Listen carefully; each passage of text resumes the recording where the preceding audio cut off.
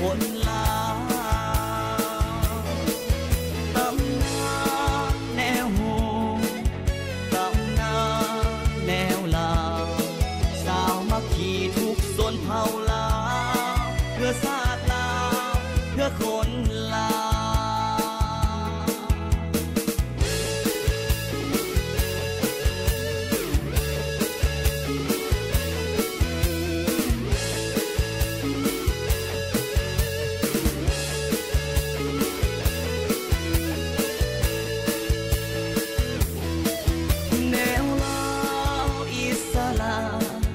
แนวลา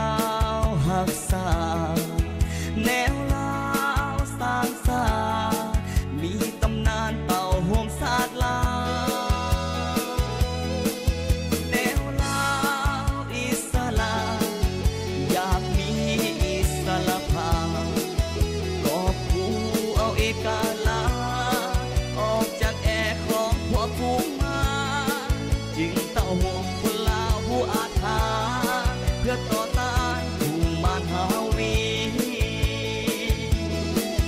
แนวลาวหักษา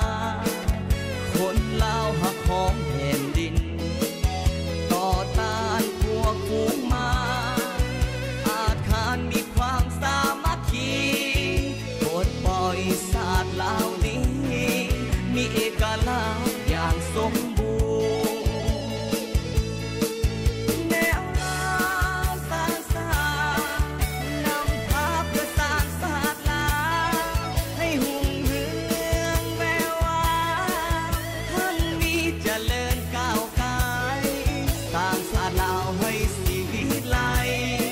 สมดังใจของคนลาวตำนานแนวโหตำนานแนวลาว